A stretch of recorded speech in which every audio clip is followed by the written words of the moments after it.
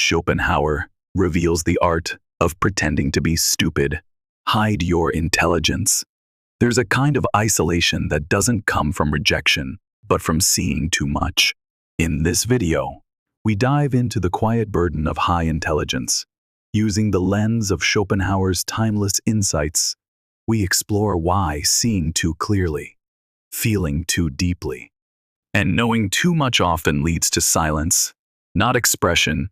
You'll learn why intelligent people withdraw, why truth unsettles more than it liberates, and how the art of playing dumb is not weakness but wisdom. This isn't about becoming smaller. It's about mastering presence. Because true power doesn't need to be loud. It moves in stillness, chooses when to speak, and acts without seeking applause. If you've ever felt like your clarity made you the outsider, this video is your sanctuary, a mirror for those who think in silence and rise by choice, not by noise. When intelligence is no longer a gift, but a silent isolation, intelligence is not always a gift for many people. Knowing too much is precisely what isolates them. When you begin to see through the nature of things, to understand the hidden motives behind words, to detect the falsity in everyday interactions, you also begin to feel yourself drifting away from the crowd. Schopenhauer once said that intelligence does not necessarily help you live better in society. On the contrary, it makes you cautious in every word, every reaction, because what seems obvious to you may hurt others, make them feel threatened, or provoke envy, and so you learn to remain silent. You learn to withdraw. You learn to hide the deepest part of yourself just to stay at peace. You realize that every conversation becomes a calculation. How much should I say? Should I correct them? Should I show what I know gradually? You stop sharing, not because you have nothing to say, but because you know understanding too much is a lonely thing. And yet, within that isolation, another door quietly opens. You begin the journey back to yourself. You no longer need to be understood by others. You learn to understand yourself, and that is the first step toward inner freedom. Truth doesn't liberate everyone. It can make you the thorn. Have you ever spoken a truth only to feel the air around you grow cold afterward? Have you ever offered feedback in good faith only to be met with doubt and distance? Schopenhauer pointed out that truth, when delivered at the wrong moment, becomes a knife to someone's pride. You think you're helping them see the problem clearly, but instead, they feel insulted to you. It's simple logic to them. It's a declaration. I'm smarter than you. And suddenly, you become a threat, not because you're malicious, but because your clarity exposes things they're not ready to face. Truth does not liberate all.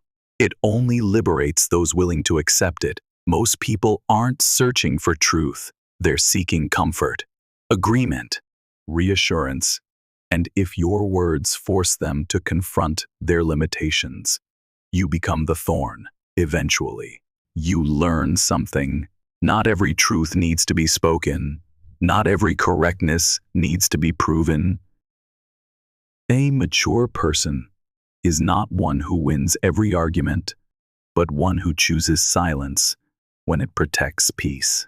In that silence, you do not lose. You're simply guarding what's most precious, your ability to control yourself. Sometimes, pretending not to know is the highest form of wisdom. The truth is, not everyone should know what you understand. Schopenhauer called this the art of playing dumb, not to become mediocre, but to survive and move forward in a world where insight can become an excuse for others to attack you. Because when you reveal too much, too clearly, too early, you awaken something dangerous, another person's ego. You may be right, but if your correctness makes them feel small, they won't be grateful, they'll resist instead of listening. They'll push you aside, simply because the human ego despises feeling inferior. Thus, the truly wise do not flaunt their knowledge or rush to win. They wield their intellect like a hidden weapon. They know when to step back, when to let others believe an idea is theirs, when to overlook a minor mistake to preserve a greater harmony. Playing dumb doesn't mean lowering your value. It means knowing how to wrap your intelligence appropriately in the right moment, with the right person, in the right tone. This isn't submission, it's the strategy of someone who holds the initiative. You don't need to correct every error. Not everyone wants to be enlightened. Not every conversation is a stage for you to prove yourself sometimes. The wisest move is letting others feel confident in their illusion, while you silently continue on your path. And oddly enough, it's in those moments of playing dumb that you gain control of the game, because you pose no threat, draw no attention, meet no resistance. You advance quietly, and when the time comes, no one is prepared to stop you. The real elegance lies in this. You know who you are, and you no longer need to prove it to anyone. The average are applauded. The deep are silently removed. Modern society is built on consensus. Surface-level harmony is often valued more than truth. That's why those who are too deep, too direct, too perceptive are often labeled unfit. Schopenhauer wasn't pessimistic, he was simply honest. He saw clearly how the world works. Society does not empower those who see everything, it uplifts those who make the crowd feel safe.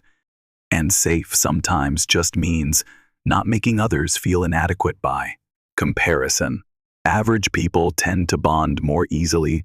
They are comfortable with simplicity. They don't offend anyone. They don't trigger comparisons or self-doubt as a result.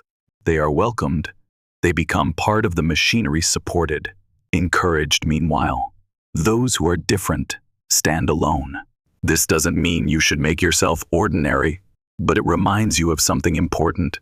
Don't be surprised when the world doesn't clap for your clarity. Don't expect society to support you just because you're right. Truth is not always rewarded. Sometimes it's buried to preserve collective comfort. Once you realize this, rather than feeling disappointed or rebellious, you can choose a different path. Quietly step out of the crowd's frantic race and enter the journey of living true to your essence. You don't need praise. You only need freedom, not the freedom to express, but the freedom to no longer need to express. That's where the wise learn to survive, not by stepping onto the stage built for the easily controlled, but by walking their own path off stage, unseen. Your light doesn't have to shine bright immediately. One common mistake in our era, we believe that to prove our worth, we must always shine, always perform, always stay ahead. But Schopenhauer and many of history's great strategists taught the opposite. True power does not reveal itself too soon. Imagine you're in a meeting and someone says something blatantly wrong. Your instinct urges you to correct them, to showcase your knowledge, but you hesitate, realizing that doing so might only hurt them, provoke envy, or worse, make you seem arrogant. So you stay silent, not because you don't know, but because you know when to hold back your sharpest edges. You understand that value isn't in being the smartest voice in the room, but in knowing when to keep your strongest card. In a world full of insecurity, obvious superiority is not rewarded, it's resisted. Don't rush to step into the spotlight. Let people underestimate you. Let them bask in the illusion of dominance. And when the moment arrives, then you speak. True light doesn't need to blind from the beginning. It only needs to shine at the moment no one expects, and that's when every gaze is forced to turn toward you. The strong are not those who constantly express, but those who master their timing. That strength comes from calmness, from patience, from the discipline to hold back your sharpest truths for the most meaningful moments. And that only comes when you're no longer driven by the need for recognition, but instead by the quiet satisfaction of your own self-mastery. Real power comes from the shadows, not the stage. We live in an age of exposure. Everyone wants to be seen, known, recognized, but Schopenhauer, like the great strategists of history, understood a fundamental truth. The more visible something is, the easier it is to attack. True strength doesn't lie in stepping onto the stage and speaking loudly. It lies in operating silently, without attracting attention, while still controlling the flow of the entire game. When you are not the center, you are not targeted. When you don't compete, no one blocks your path. When you pose no threat, you are ignored. And in that act of being overlooked, you gain freedom to move, to think, to prepare, and to advance without interference. This isn't avoidance, it's strategy. It's concealment to preserve strength, to avoid attack from fragile egos that feel uneasy in the presence of excellence. The world only resists when you threaten its order, but if you move in silence, no one stops you. No one notices how far you've gone, and when they finally see, it's already too late. Invisibility is a kind of power that makes you unreadable, untouchable, and unbounded by anyone. You are the one not present, yet quietly reshaping everything. True strength doesn't belong to those who appear everywhere, but to those who appear only when the moment is perfectly right. To do this, you need strong inner grounding, immune to spotlights, untempted by attention, and beyond the need to prove anything. The stage belongs to those who crave to be seen. The shadows belong to those preparing to change the world. The patient hold the advantage because they don't get pulled into reaction. In a world of instant reactions where everyone rushes to respond, to argue, to express their stance, the person who knows how to wait becomes the most dangerous. Schopenhauer once said, "If you truly want to win in life, don't try to win every argument instead. Learn to wait. Not wait for something to happen, but wait for your ego to no longer feel the need to prove itself. Because when you feel compelled to respond instantly, to defend your honor, to counter every insult, you've already fallen into the biggest trap. You've lost control of yourself." Patience is not just a virtue, it's a form of psychological strength. It is the clearest expression of someone who knows where they are and where they are headed. That person is not rushed. They're not driven by emotion. They don't react by instinct, but act with strategy. Napoleon once said, "Never interrupt your enemy when he is making a mistake, but take it further. Don't interrupt anyone when your silence is already guiding them to their edge. Let the world stumble. Let opponents expose themselves. Let everything play out while you quietly observe." Patience allows you to see deeply, while others are swinging swords. You're measuring the distance, timing the moment, holding your inner ground, and just when they grow tired, disoriented, exposed, that's when you strike. The impatient live in exhaustion. The patient live in latent strength. And when they act, it's no longer a reaction, but an unstoppable blow. To have real power, you must first master your rhythm. And the one who controls their rhythm is the one no one can force onto the field too early. Truth is not who you are, but how you're perceived. You may be talented, kind, insightful, but that doesn't mean others will see you that way. The world doesn't react to your true essence. It reacts to the image you leave in people's minds. Schopenhauer understood this well when he said, "The world treats you not as you are, but as it thinks you are." That's why those with true intellect learn not to explain themselves, but to manage perception. You cannot control people's emotions or biases, but you can choose the frequency you emit. Choose what you say when you stay silent, how you show up, what impression you leave.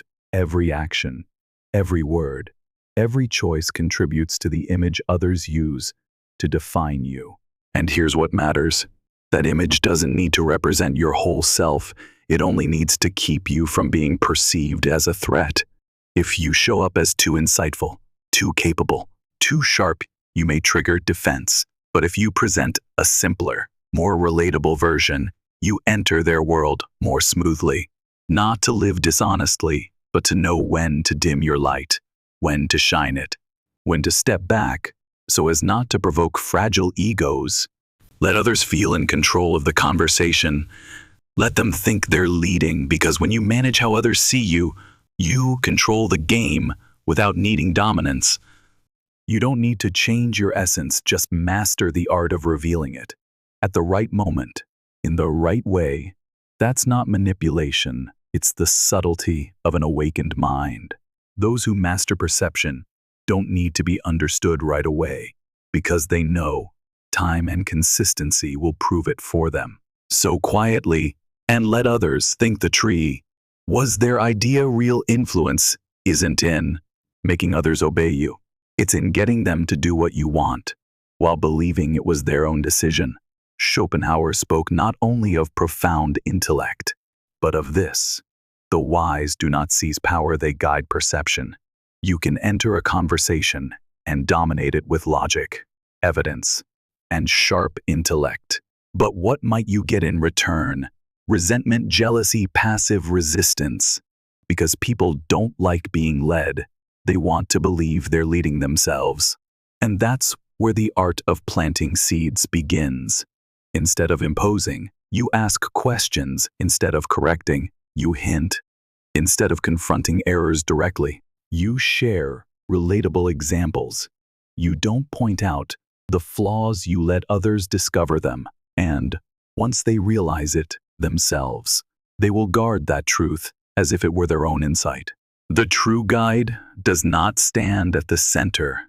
They move subtly behind the scenes, where every word, every look, every silence serves a purpose. This isn't manipulation. It's the grace of someone who deeply understands human psychology.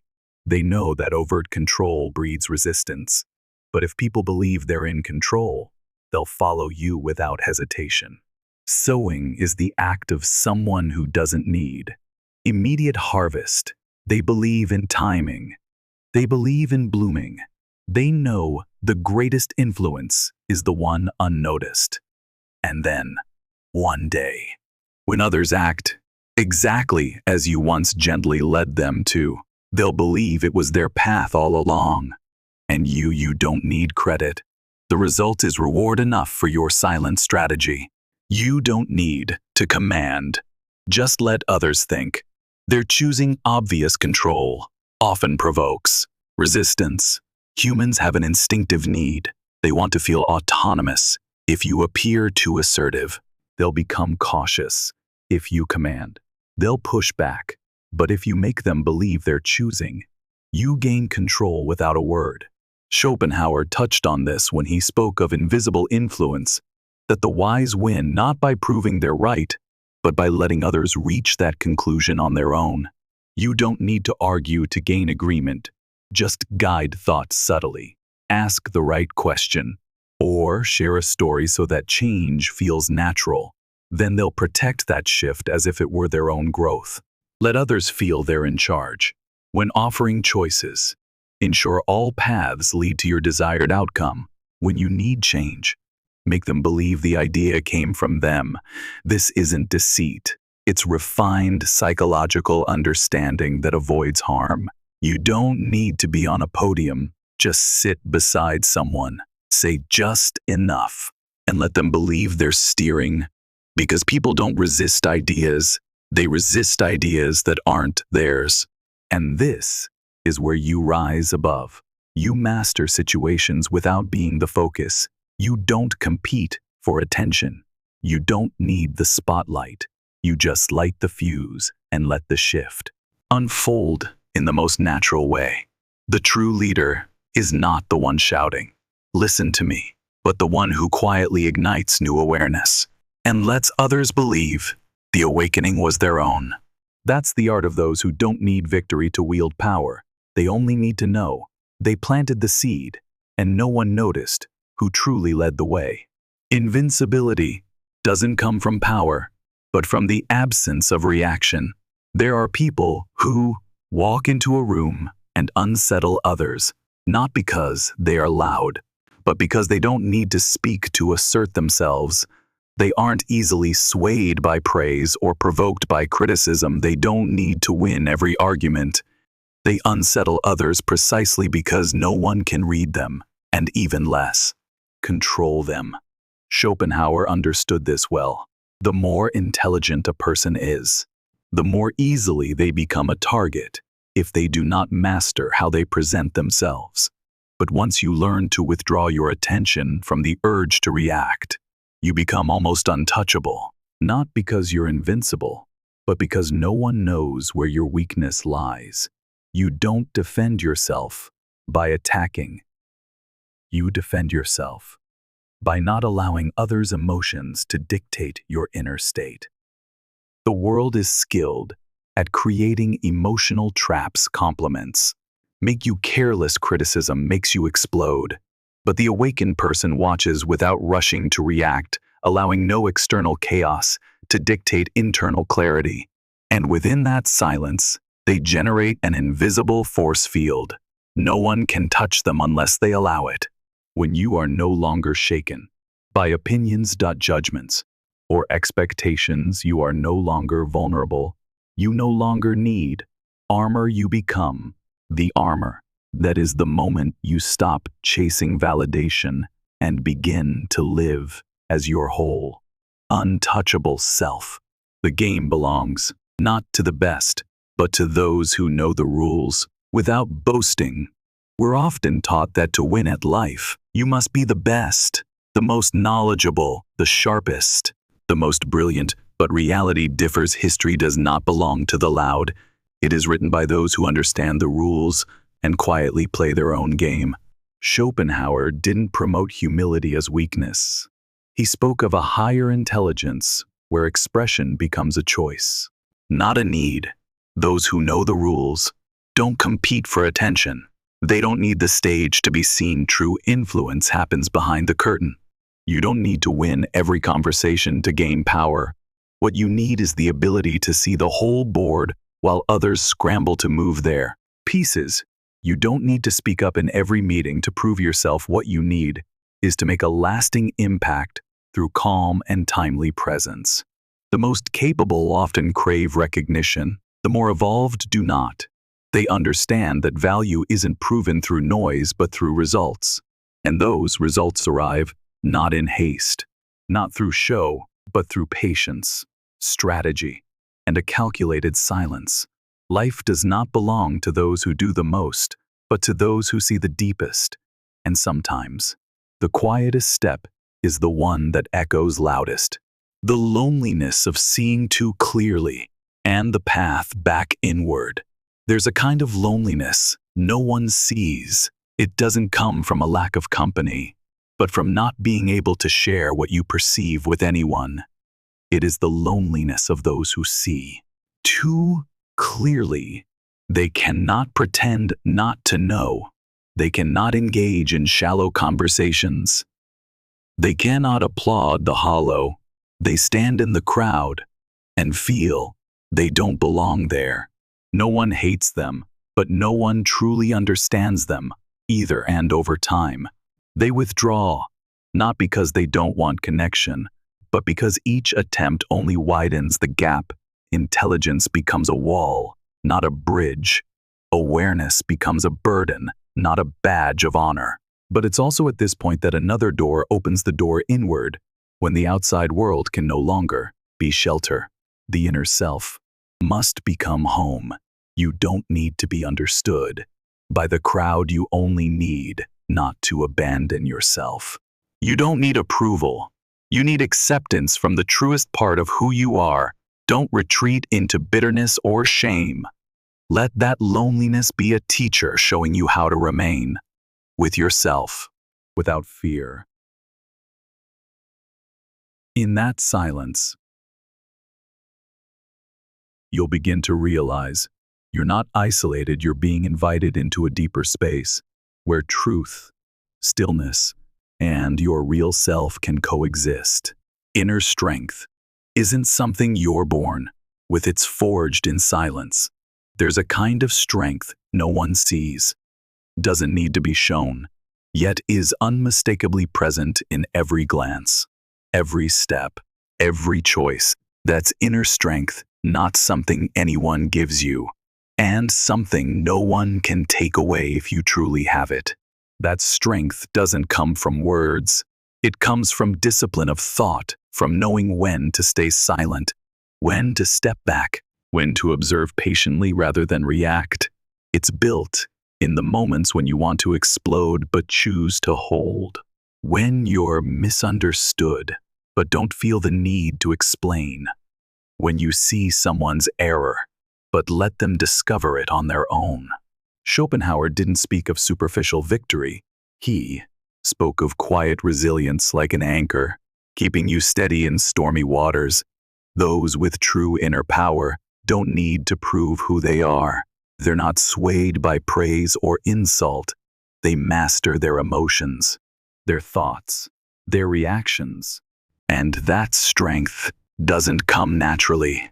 It must be forged through daily silence, through learning to sit with discomfort without losing yourself, through listening inwardly more than seeking approval outwardly. The weak live by reaction. The strong choose deliberate action even when chaos stirs within. And when you can do that, you not only govern yourself, you govern the influence the world has over you. That's when your steps are no longer forced, but grounded in the quiet confidence of someone who no longer fears. What is intelligence? For if not to protect the values within you. Intelligence, when not serving something greater, easily becomes a trap. You see everything, understand every mechanism, see through every illusion but without inner grounding. You spiral into deep doubt. What am I even living for? Schopenhauer exposed the meaninglessness of the noisy world, but he also quietly pointed to something else. Intelligence is not for proving, but for preserving. To preserve the purity within you, to guard the values no one sees, to hold on to your truth in a world full of deception. Because if you have nothing to live for, intelligence only wears you down. You analyze everything, but find nothing worth attaching to. You understand people, but no longer wish to connect. You see yourself clearly, but don't know where you're heading. And that's the turning point. Stop seeking meaning outside. Start questioning within. What brings you peace? What value frees you from needing to prove yourself? What belief grounds you in chaos? When you have something worth living for, not fame, not correctness, but inner integrity, intelligence becomes your companion. It's no longer a burden. It becomes the light that helps you walk your path even when everyone walks the other way. At that moment, you no longer need to win, you just need to live truthfully. And sometimes, living truthfully is the greatest silent victory. When you no longer need to prove anything, that's when you become truly dangerous. The greatest danger doesn't come from power you display, but from the calm you maintain when you no longer need to display anything, when you've completed the cycle of intelligence, understanding, mastering, serving, silencing. You arrive at a rare place. You no longer need to prove anything to the world. You don't need to be right. You don't need to be understood. You don't need to win, because you now understand true value doesn't lie in others' eyes, but in the peace of living in alignment with your essence. And at that point, you become dangerous in the quietest way. You cannot be manipulated by reaction. You cannot be defeated by judgment. You cannot be seduced by validation. You act when needed, withdraw when you choose, and no one can predict your next move. This is silent power, the power of freedom, of someone who has let go of pleasing the world and instead chooses to live awake. You've walked a path not meant for the masses, but for those clear-minded enough to realize that intelligence, when unrefined, becomes a chain, but when softened by silence, shaped by discipline, and strengthened by patience, intelligence becomes a gateway to true freedom. No need to compete, no need to win, no need to be understood. Just live truthfully and protect the quiet light within you. Because in the end, you don't need to be the smartest, or the most correct, or the most outstanding. You only need to remain awake in a world full of reaction, and that alone is enough to walk as a free being.